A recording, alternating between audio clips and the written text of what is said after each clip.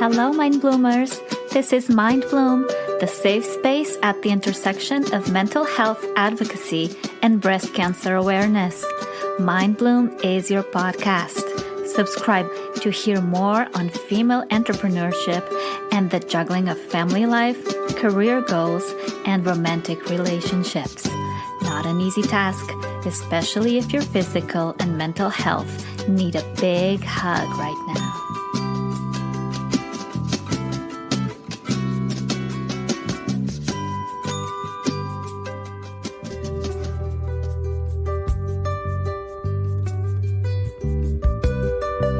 Hello, Mind Bloomers. This is Marina G, your host, and welcome to Mind Bloom, the podcast for all things mental health and breast cancer awareness. Before we dive into this week's episode, let me just say that Mind Bloom, the podcast, and the content at Mind Bloom U across all platforms is not intended to be a substitute for medical advice, diagnosis, or treatment. You should always contact your providers for medical counsel. Never disregard any medical treatment or delay seeking professional help because of any content authored or distributed by Mind Bloom.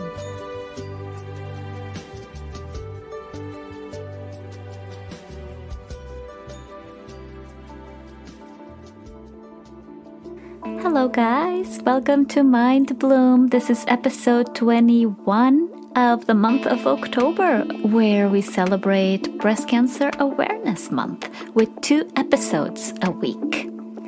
Today is Monday actually, and I'm just wrapping up getting this episode ready to be listened by you tomorrow, Tuesday. And I just wanted to say that I had a really great day today. I had to do some things for immigration. I had to get my biometrics taken. Basically, had to go into a submissions office. I took the subway today. Yay! And I was fingerprinted, and I had a little mug shot taken of my pretty face, and I think it's just going to go into the FBI records or something, so maybe I shouldn't even be saying that. I don't know. Anyway, that's immigration for you. But I'm excited. I did it. It's done. I finished it. I had a little stop by Target. And that just made my day. I think it's been 6 months since I last stepped foot on an actual brick and mortar Target store, and I was just like a child on a Christmas morning. It was exciting. I only spent $30 though, so nothing too major. And then I got home and I got the great news from my friends at Hot Flashes, Cool Topics, the podcast, and they were telling me, they announced that I won the giveaway for World Menopause Day, and I won a coffee mug with their beautiful faces.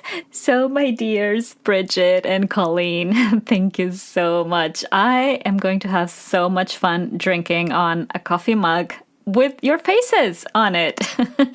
And I can't wait to share some cool selfies of me drinking from this amazing mug. So my day was pretty spectacular. Immigration, Target, mug, phenomenal. I'm very, very happy. It was exciting to go out all masked up and, just exploring the world in this 1 mile radius that we all live in these days. So I got to explore what Brooklyn, 1 mile away from my home, looks like these days. Yay. Another great news I have for you is that my friend Kellen at the Plum Forest podcast invited me to do some voices, some narration on the short story and fables that they author. So this is going to be exciting. I don't have a lot of details yet, but you'll be hearing more, and I'll let you know when my voice is out there, bringing life to original Chinese stories and fables. Now I am in such a great mood today. I really want to just continue in this wave of feeling love and pride for myself, because why wouldn't I, right? So I just would like to read to you 3 reviews that I got this week. One is from Gabe, my friend at 220 Somethings podcast, and he says, "This podcast is so welcoming, and the host truly knows how to speak to the listeners about various topics. I hope more people listen to it and use the content in a positive way to improve their lives." Thank you, Gabe, so much. Gabe and Lara. I'm not in my 20s anymore, and to be honest, I wouldn't want that if you paid me. But I appreciate your show so much. You have such great tips that go from personal finances to just what to do to navigate this pandemic in your 20s. So thank you guys so much for your words. From the podcast King of Kino, from my friend on Twitter and Instagram, Scooby, these are his words. "The host is very calming, and you can tell they're well informed about the subject matter. So glad I found this podcast. It's a great escape from everything that's going on in the world. Very happy to subscribe." Thank you, Scooby. As you know, I subscribe to yours as well, and it's a pleasure to listen to your tips and your insights. And then I have yet another review, this time from Jerry Maroney. I interviewed her a few days ago, and Jerry was such a delight. She is the author of the book Beautiful Lady, which I look forward to reading.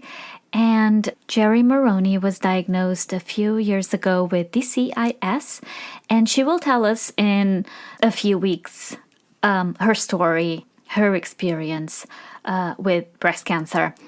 But here's what she says. "Marina does a fabulous job addressing difficult issues for those struggling with cancer. Her positive outlook is a breath of fresh air during a difficult time. Keep up the good work." Thank you, Jerry. It was an immense pleasure to meet you, and I look forward to reading your book and to seeing your content on Instagram. My guest today is Kate Burns. I am so honored to introduce you to Kate Burns. She is not only the ambassador for SoCal Breasties, and if you don't know, at Breasties on Instagram, please go and look them up. They're the cement, the concrete behind this beautiful breast cancer community, and they are partitioned into smaller areas, and Kate is the ambassador for the South California Breasties community. So please check her out on Instagram at SoCal Breasties.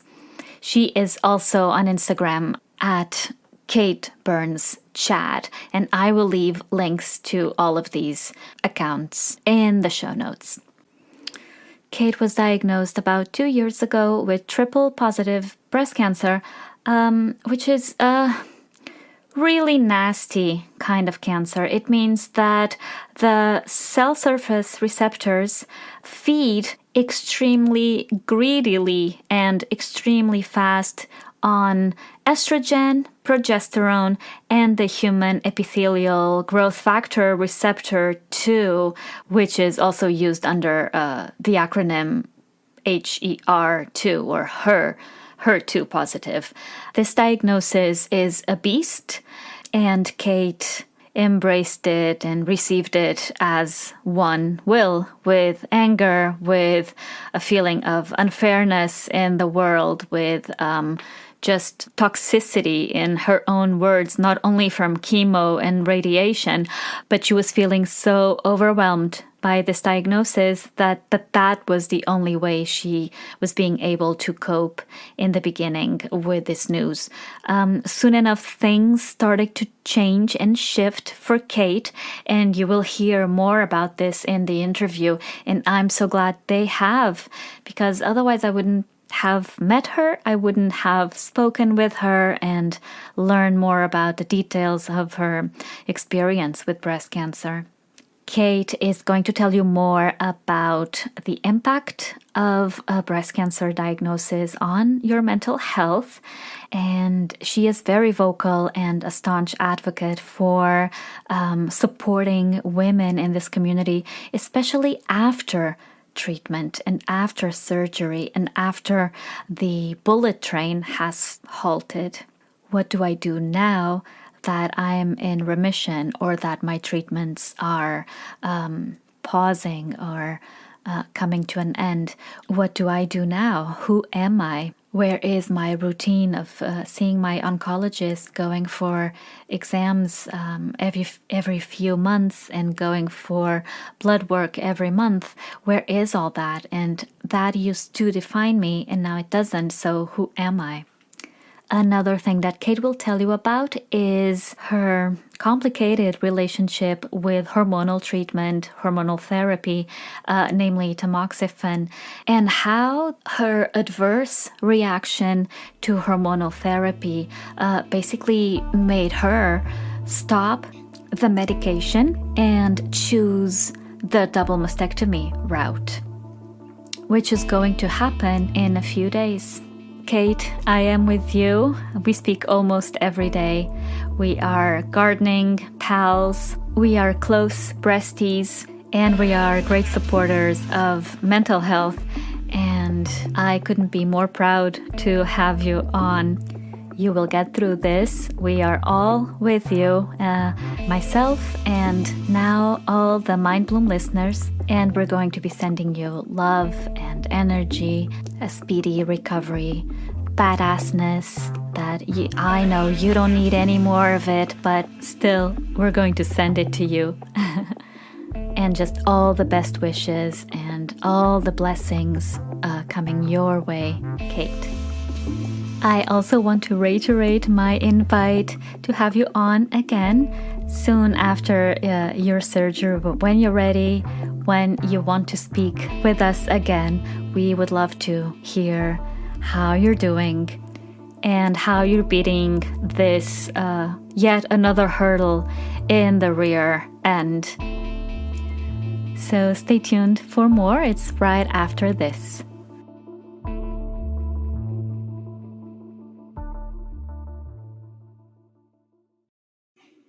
Guys, if you haven't heard about Anchor, it's the easiest way to make a podcast. Turns out it's free. There's creation tools that allow you to record and edit your podcast right from your phone or your computer. It will also distribute your podcast for you so that everyone can listen to it on Spotify and Apple Podcast and many, many more. And guess what? You can make money from your podcast with no minimum listenership. It's everything you need to make a podcast in one place. So go download the free Anchor app or go to Anchor FM to get started.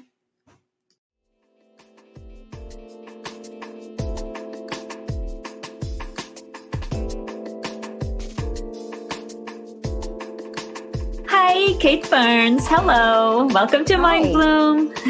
Thank you so much for having me. I'm just so excited to be here today. You're doing such an amazing thing, and I'm honoured to be welcomed to be a part of what you've created. Thank you, and you're a big, big part of this community of Mind Bloomers. Mm-hmm. You've been with me since the very beginning, and we're always supporting each other on our posts and texting each other and how are you doing? How have you been? We're strong advocates as much as we can be with our skin tone, but we're strong allies and advocates for Black Lives Matter and Black healthcare matters, right? And we can talk a little bit about that too. Yeah, I can't even remember how actually I found you, but I think it was as soon as I saw you, I was like, engage. That's right. I had posted about discrepancies, racial discrepancies. Yeah, that's right. And I was like, this is the kind of content that we need to be talking about because I think, obviously, the cancer world is a dark world. It doesn't discriminate against any nationality. It's something that we still don't have the answers for cancer. And then through this year and the boiling point and the movement coming to the surface, which obviously I'm 100% behind. But as things sort of get further and further exposed, the disparities that we're seeing in the care that's offered to our brothers and sisters, going through this traumatic, no matter who you are, it is the most traumatic. And then to be posed with these challenges of, not getting the treatment, pain management, all of these really awful, challenging things. And this is all system issues, and that's what we're talking about, and it doesn't just, it's not just an issue with police. It's an issue in the health systems. It's an issue in the housing systems. So I was just it was so great to see that content out there, to get the conversation going, because like in any community, they're getting forgotten, and they're dying, and it needs to be discussed. And I'm just so happy that we're coming together as a group and talking about it and lifting up our sisters that are going through such a challenging time, with the experience that some of us have going through it, and then just, expertise of really delving into it. I'm just thrilled to be a part of it. Yeah, I can't repeat enough. And even today, I just posted about it again. The incidence rate of breast cancer is higher in white women, but the mortality rate is higher amongst Black women. I mean, and that says it all. That says it all, and that's, you could tie that to police violence as well, like a lot of it is white, but it's that more Black Americans are being arrested, and they're a lower percentage. So it's that same issue. And that's just something that, I think with so much going on this year, so much coming to the top, and I know it's really easy for people to be really overwhelmed with the body of work that is ahead of us. But I don't want people to just get discouraged by that, because we are building towards a better world, and we really are in the darkness of it right now, especially this last week. It has gotten out of control again. But I want us to not forget the wins that we are getting across, the line as we continue to move forward. The fact that we're having the conversation, it's nowhere near enough, but this conversation wasn't being had 6 months ago, so from conversation stems action. And, I had my oncologist appointment last week, and I spoke to her about it. I said, these are the statistics that are coming out of it. Look, my oncologist was in UCLA in Santa Monica. She's not getting a lot of Black clients. That's just the reality, because I'm on a gold PPO, I'm getting access. And we all should get this access. And we can talk more about that. I want to ask you a question first and foremost. So you're an Australian living in sunny California, living the American dream. Living the American dream, that's it. If we can put it that way. If we can put it. It's an interesting time to say that, but yes, I'm in West Hollywood, California. It's a very beautiful part of the world. It is. It really is. I want to know what makes your mind bloom, Kate. I think community. I'm part of the Breasties group. I'm an ambassador to the SoCal Breasties, and seeing our community, all different walks and backgrounds, to come together, and just that support that we share is just, it's a beautiful thing. And meditating changed my life. So I have been in and out of therapies for 20 odd years. I suffer severe depression and anxiety. I've got post-traumatic stress.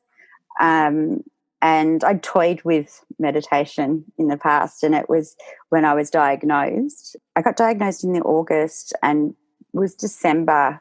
I'd had 2 months of treatment, and I was in a really dark place. I was really conscious that poison was being pumped into me, and I turned toxic. Like my mind was toxic, my mouth, everything, and I couldn't. I was in America. Obviously, being from Australia, it was going to be a Christmas away from home because I couldn't travel because of cancer. There was a pandemic. There was measles going around. There was a whole lot of stuff sort of happening for me. And I can remember, the night I was sitting here and I was just oozing anger, and I was so upset with the world. And it just came. I was like, hey, you need to, rather than reacting and. I'm like, well, what can I do? Because I can't change this situation right now. This is the treatment for the next 6 months. Then I've got a year after that. And I was actually watching the Heal documentary on Netflix.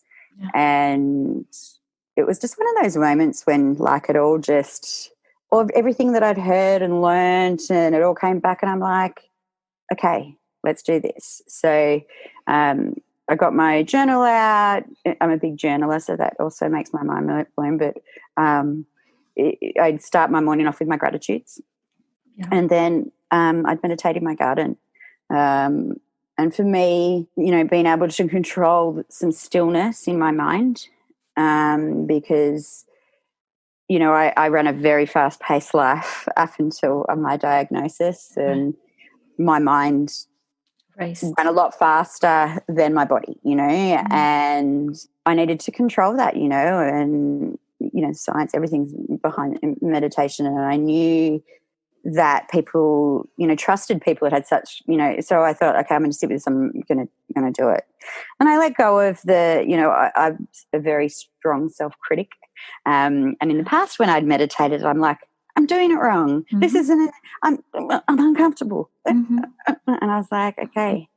So I took it serious. I downloaded Calm app, and I just got into the routine. Practice makes perfect. Mm-hmm. And slowly but surely I started noticing the difference in the way that I was reacting to things. Frustrating things happen to everyone every day. In a vacuum, you're in the cancer world, and the smallest things happens, and it can, really, really blow up. So by doing this and committing to my daily meditation, it really helped my reactiveness. I felt a lot calmer in my body. And then flowing on from that was just I started gardening. When I actually moved into this apartment the day before I was diagnosed. So I'd already had the biopsy and everything. But initially when I got this place, it had a patio, and I was like, oh, party patio, And then when I was diagnosed, I was like, oh, not party patio. So we turned it into this garden, and watching my garden, I plant from seeds. And it was a practice that my therapist and I had, is that on the really tough days when I'm in a really bad place in my mind, plant a seed, right? And it takes 2 seconds, but then I know that when that blooms, that this day wasn't a loss, So as much as, I may have not got out of bed that day and everything was really dark, it's telling myself to have patience, because something can still bloom from that challenging time. The battle in cancer, I think, which was the biggest one for me, I can really only speak to myself, was the mental impact. I think that the whole experience, there's nothing good about it. But I think that the mental impact is sometimes under-discussed and overlooked, especially the post-treatment piece. Obviously you go in, you've been told cancer, you go through treatment, and at that point we're just surviving, So, going through chemo for me, it was literally just taking it hour by hour, every morning getting up to go in and get, I was getting bags of hydration every single day, chemo every 3 weeks, and it was survival. So you're kind of in this mindset of, I've just got to get through this, Mm-hmm.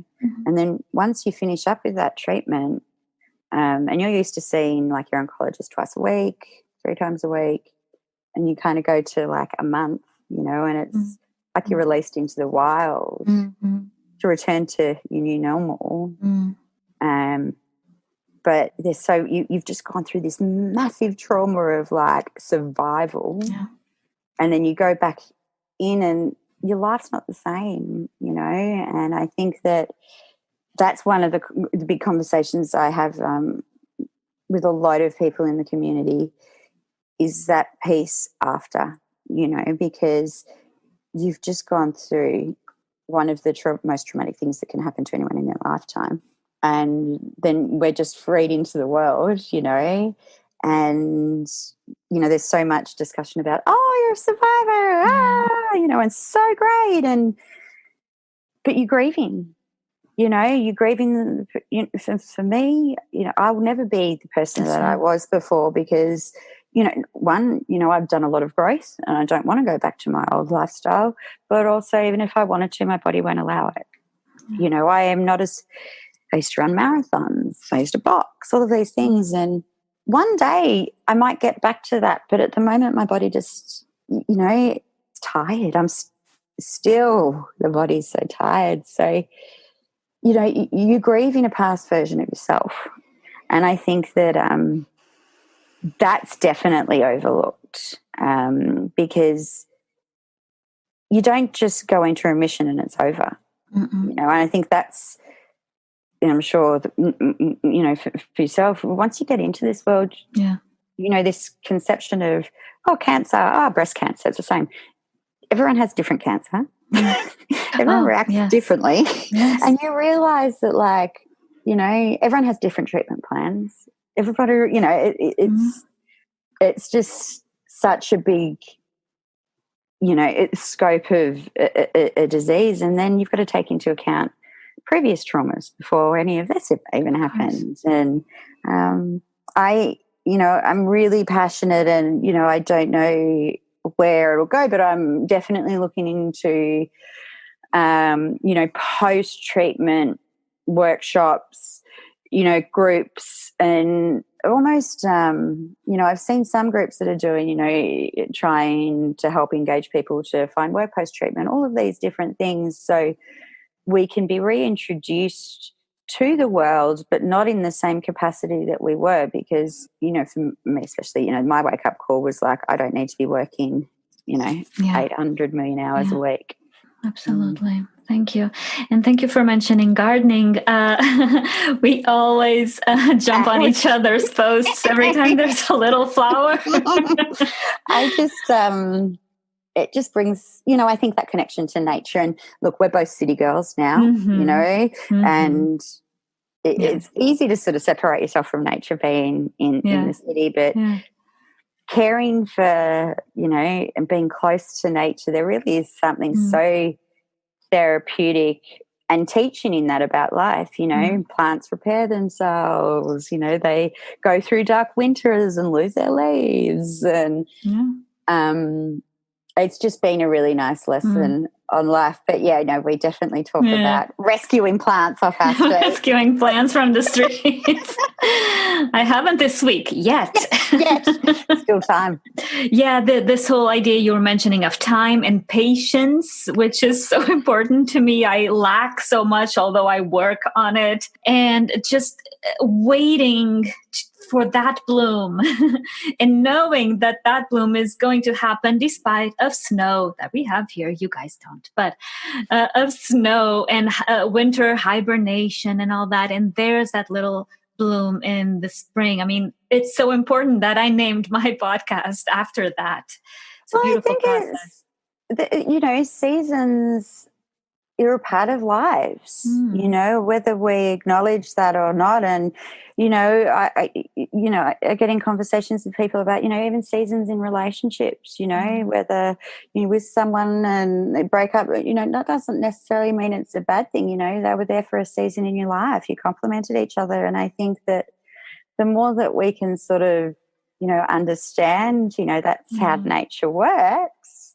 But, you know, I'm like you, patience. You know, I speak to patients and, you know, I speak to, you know, clients, whatever, about patience. And I, you know, find myself endlessly, you know, a week after treatment, I'm like, all right, well, how am I going to take over the world and, you know, cure cancer and world hunger, you know? And I find myself putting unrealistic expectations on myself, you know, and that's long seated for me. I've always been a 200%er, you know, like I'm going to do it even if it kills me.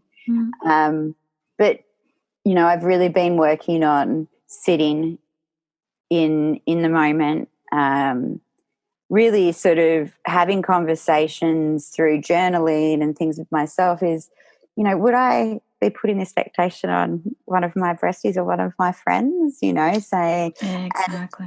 Changing my name, changing, you know, me to a friend's name, and then going, well, I would never say that to them, exactly. you know.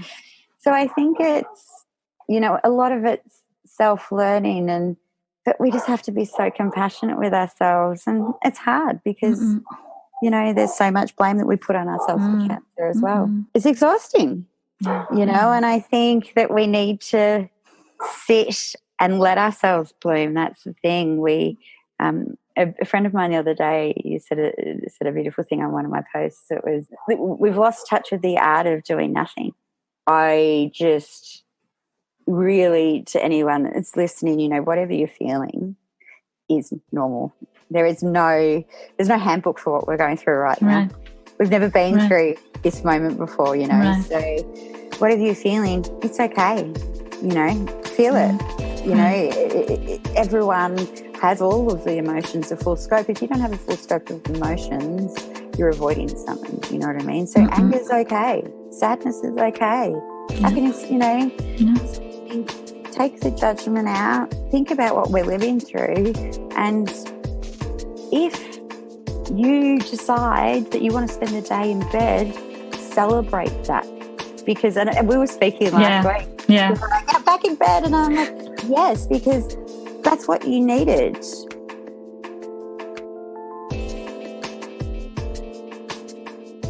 So, Kate, tell me about your train wreck. I don't want to call it a journey because that's so poetic. It annoys me.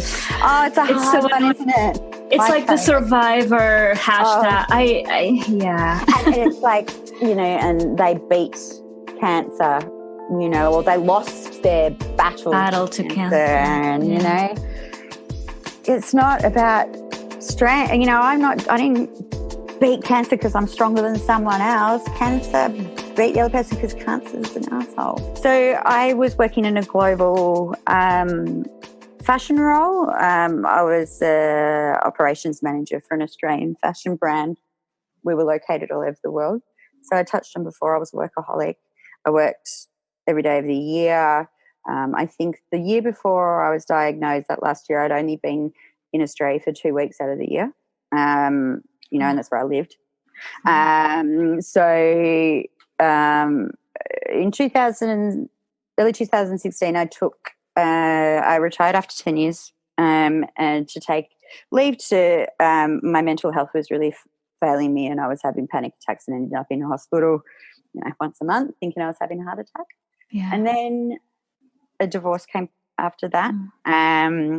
Just at that time, a friend of mine who was in remission with breast cancer was re-diagnosed. It had come back and it metastasized.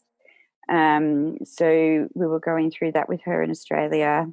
Once, you know, I'd moved through divorce and moved out of my home there, I picked up and moved to the States. I'd been working in America for 10 years. It was just sort of the natural progression for me. I wanted out of that environment that was there for me. Once I got over here, it wasn't too long then my friend died of breast cancer. which was super challenging. She was my age, part of my group. And I can remember distinctively thinking, when we knew that she wasn't going to, she'd been given not long to live because it had just taken over. Her last wish was she wanted to go on a cruise with her mum, and money was super tough. So I was moving in country, and I was in a very different situation financially then. And so I was like, I'm going to sell my wardrobe. And we sold her wardrobe, and she was able to, go on this amazing trip. And then, I came over here, and then she passed, and I got my fuck cancer tattoo. I'd say February of 2018. Depression's always been a huge thing for me, but I've always been a million miles an hour and energized, right? And I was waking up and I was so tired.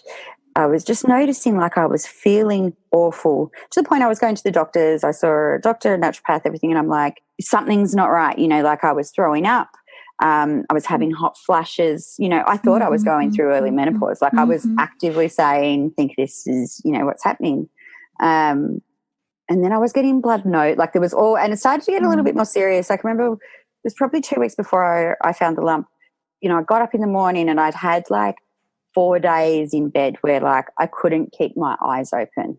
Like I was sleeping for like 16 hours, right? And then I was waking up and I'm like, hey, get up. And I was then falling asleep on the toilet, and then I got up one day to go for a run, and as I walked upstairs, I just collapsed.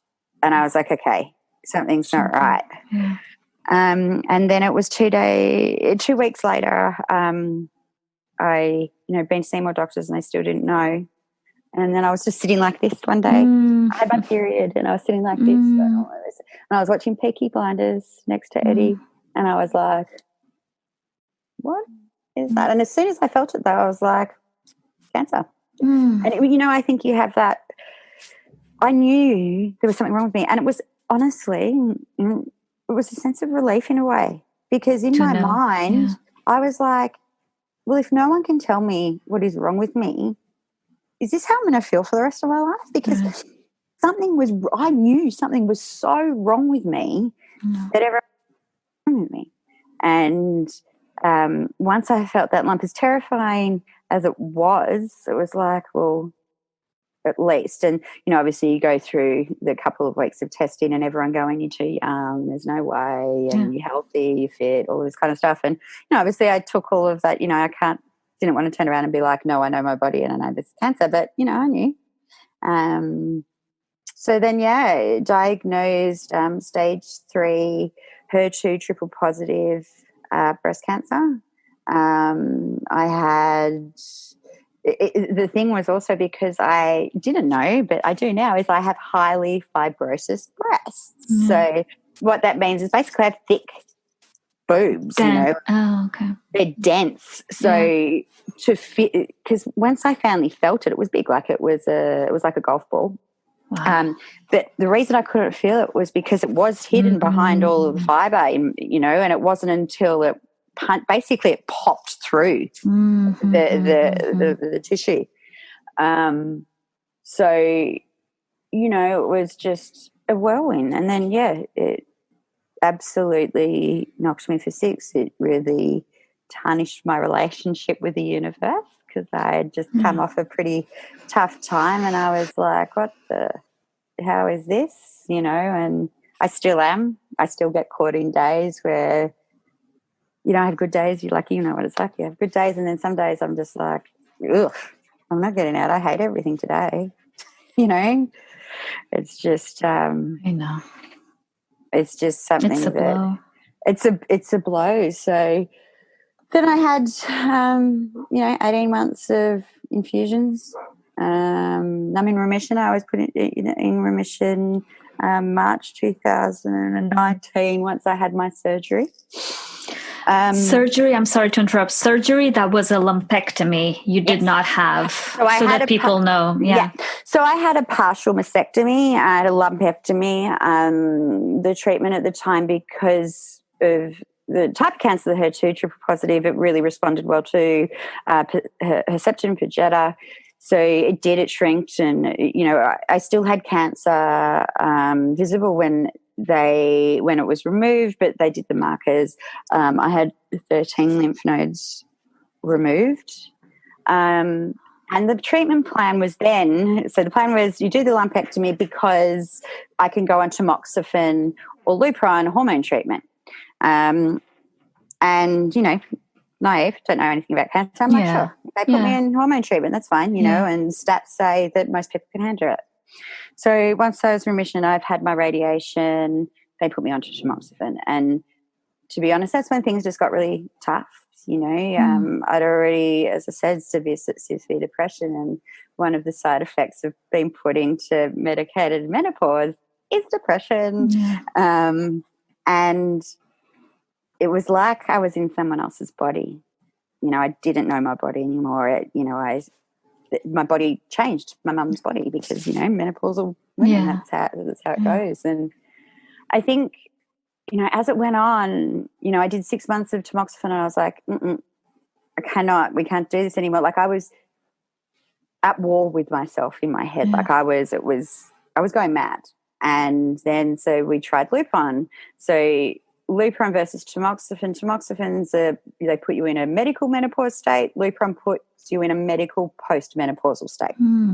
So I tried that for 2 months, and, you know, I had bone pain, joint pain. And so, you know, probably throughout my whole treatment, one thing that we've realised is that, you know, I react to everything. You know, I'm very sensitive. Some of it has a lot to do with, you know, my mutation gene of being a redhead. That's you know, we have a different pain tolerance thresholds and things like that. Yeah, it was just too much. So it was 2 months ago. And I suppose I really want to talk to this is, you know, being really empowered in your own health, because, you know, they're trained to do the best, and they have, you know, programs that they follow and all of these things, but we know our bodies. And for me, it was 5 to 10 years that I was going to be in treatment on this, and it wasn't sustainable. My quality of life, I was lucky to get out of bed 1 day a week, and that is not an exaggeration. I was depressed, I was in pain, lethargic, all of it. So I decided to, you know, research, speak to my doctors, and take a break. They weren't, you know, at the start they're like, well, you're not coming off at full time. And I'm like, well, let's just go on a break and, you know, see. And noticed a very quick uptake in, you know, a lot of my health. And so that's led me to where we are right now, is that tomorrow I'm meeting with a breast surgeon and plastic surgeon, and I'm going in for a double mastectomy. So I wasn't offered a double mastectomy in my first treatment, as a lot of us aren't. I think, you know, back in 80s, 90s, it was, you know, mastectomies were just the way forward. Then there was a whole lot of research done that it was, you know, unnecessarily causing trauma in some people. And I think that the pendulum swung too far the other way now, that don't even offer. I think that's just the thing, is ask the questions, you know, challenge, because the doctors, they do have our best interest in heart, but they don't know everything about us individually. So, you know, we are the owners of our bodies. I totally recommend you to listen to experts, you know, like I'm not an oncologist. And a second opinion too.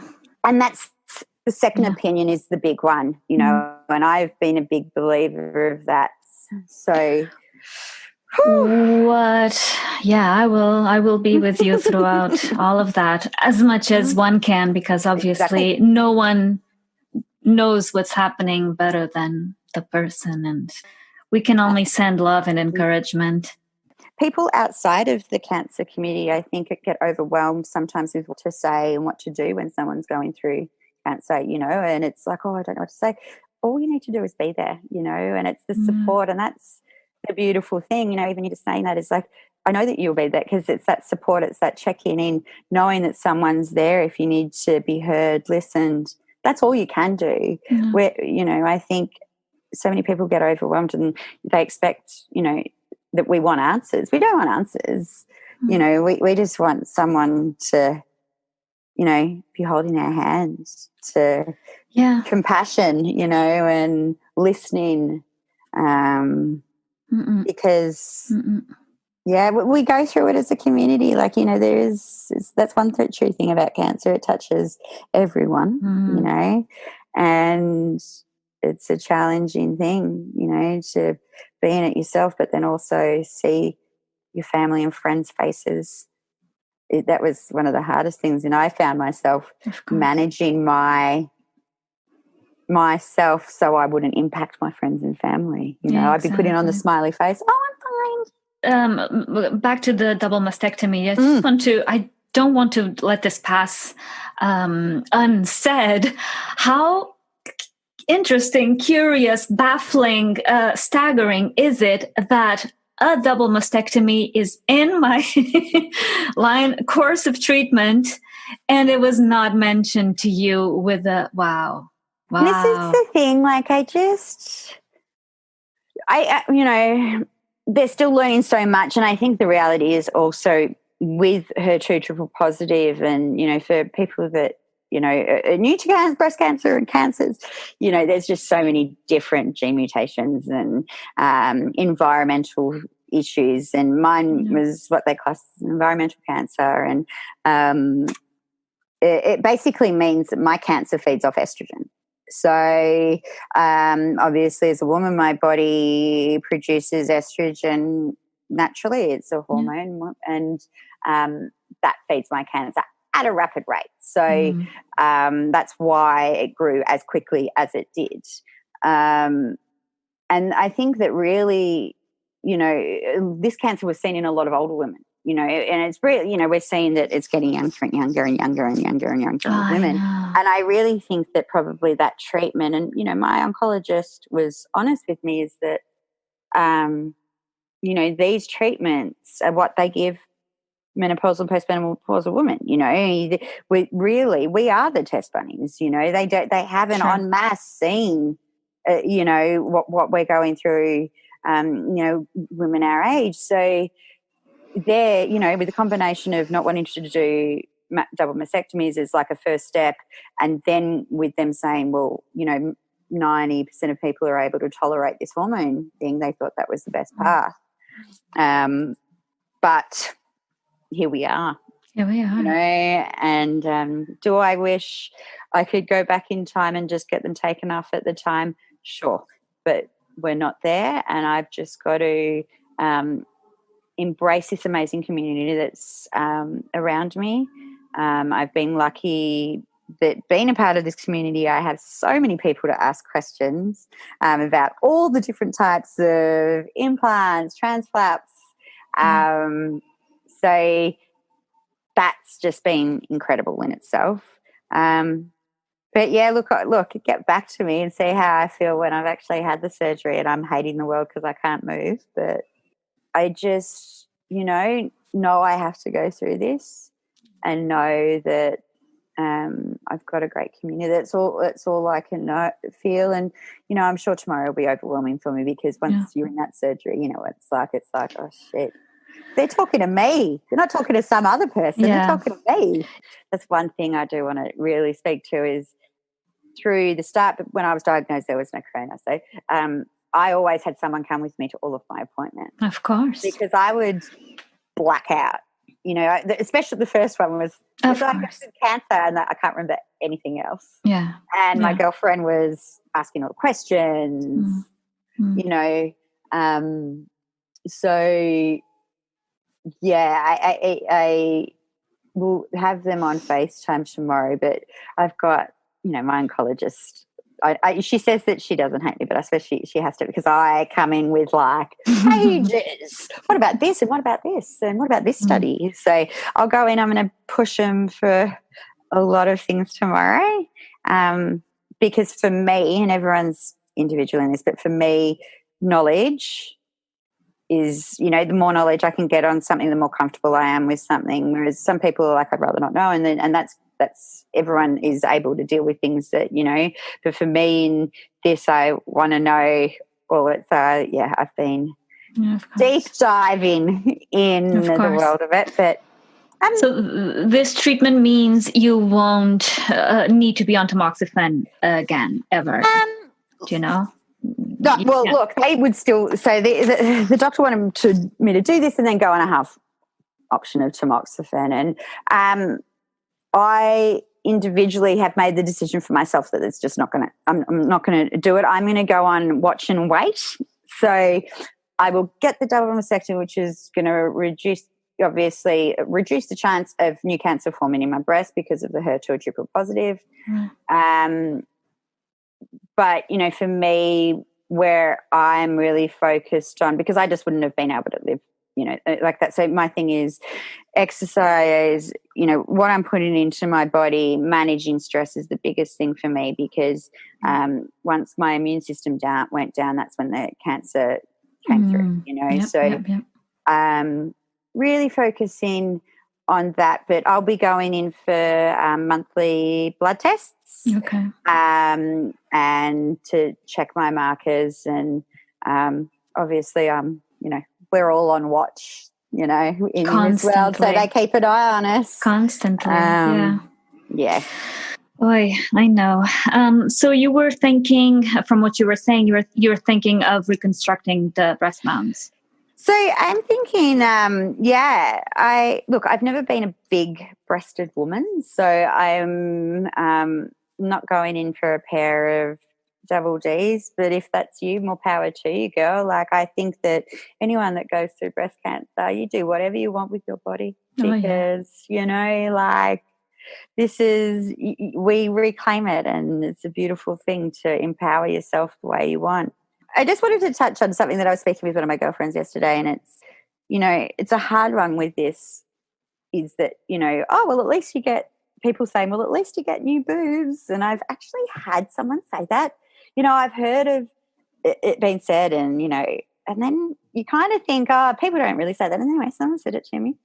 Grieve, trauma, like what you said, the person you spoke to, don't over use toxic positivity to be like, because that's a way of coping, sure, but it's a huge thing, yes, it's going to save our lives, but mourn it.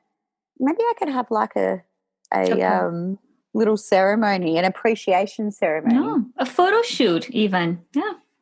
That's what I should do, actually, now that Right. I have been sort of putting it to the side, but once I know that we're going to be going ahead of it, I'm going to make a point of sort of grieving that and paying homage to the ladies. To the ladies, no, absolutely. And now it's good because you're not ill necessarily. You don't, so you can enjoy, and this I is guess. The thing, because like when I had the surgery last time, I was sick. I'd just come out of like 6 months of intense treatment, and that was just also traumatic. So this way, I'm feeling a bit better in my body. Right. I'm in remission. So I know, look, one thing I know is that we're all stronger than we think we are. Mm-hmm. And on the days that we think we can't do it anymore, wait another hour because we can, and I just, each morning we've got a chance, to start again. And even if you can't, it's okay. Just do what feels right in the moment. And if it is hiding under a doona in your bed in the fetal position, roll with it. Let those tears out. Yep. And, the sun will rise again. And the flowers will bloom. I had to squeeze that in. I got some, you know what? It was funny. I was thinking of you the other day because I got some perennials. So they're going to flower all year. And I was like, garden hack. I don't have to wait. But for spring around here. And being in California, obviously, like we're very lucky. Yeah. But, something's always blooming somewhere in this world. I am going to be texting you like intensely. I hope is that because No, I will. I love this. No, please. Especially, I think, one thing to always remember is, even the strongest people in our lives need to be checked in on. And, I know from experience of, I've I'm a strong woman. I've always been apparently I came out of the womb yelling at people. So my mum says that. She says I've always had opinions. But to still check on, each other. And again, one beautiful thing that has come through this experience is this community, and just how you really see true compassion and humanity when it comes to this environment, because it doesn't matter what else is going on in this. We can put everything aside with political differences, all those kind of things, for the person going through treatment, and I just think that it's just such a beautiful thing to see women connect like that, So I'm grateful to cancer for bringing so many amazing, strong women into my life. And you and this relationship that we're building, and, being a part of, this podcast that is just such a great tool, like now it's part of my recommendations to people, it's like, okay, because you'll find people, what do you do? People come to me and be like, oh, my friend's just been diagnosed. What do I do? And so I have like a list of things they need to watch, all these different things. And this podcast is like, and you've got to listen to this. Thank you. In fact, I wanted to invite you to come back. Yay. When, after your surgery and after, on its own time, when you feel ready, and talk through that. Talk again. Yeah. Because the reality is, again, like, I'm in this place right now. It's another whole journey again, and I'm sure I'll be learning many a lesson through that. I'm sure that my patience is going to be pushed to the limit. Well, we did say we were strong, isn't it? It's like a test almost. Like, stop it already. Honestly, there's been times where I've screamed and I'm like, I'm done with tests. Screaming at the sky going, please stop. Right. Well, Kate, this is great. I love you. I appreciate you. I respect you and your strength. Thank you so much. Yeah. You too. I'm just so thrilled to be here. So thank you. And I'm sure I'll have plenty of story about, hospital experiences in the middle of COVID, getting your boobs done. Funny, ridiculous things always happen to me, so I'm sure I'll have a tale. We'll take the ridiculous and funny things, but we'll also take the sad and compelling things. Because those are there's no taboos. No taboos in Mind Bloom. I mean, that's not what I'm looking for. Absolutely. I think that's really what, for me, this is about. There is no, it's whatever your experience is, it is speak to it, and I just hope for anyone that's listening out there that hasn't, that's just been diagnosed or found out that, they've got BRCA or whatever it is, there is a whole community of us out here. And genuinely, we're here to help you through this.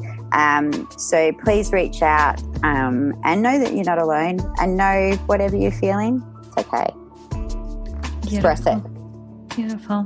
Thank you, Kate. We're going to leave it at that. That you can't beat that. You can't beat that. Period. Mic drop. That's it. All right, my dear. I will talk to you soon. I will be texting you nonstop. I appreciate you so much. Yes, of course. Bye-bye. Right. I love you. Bye-bye. Bye. Love you. Bye. And that was our episode for this week. I hope you enjoyed it, and I hope you were able to take away some useful tips and tools to use in your own life. Don't forget to subscribe to Mind Bloom the podcast anywhere you stream your podcasts, and please leave a message on the Anchor FM voicemail if you have any questions or comments for me. Also, please leave a review on the Apple Podcasts app. That would help the podcast reach more people. That would be great. Follow Mind Bloom on Instagram, Facebook, and Twitter at MindBloomU, and check out my website, mindbloomu.com. Don't forget, a new episode every Tuesday. I look forward to spending time with you again next week. Be well and stay blessed. Bye-bye.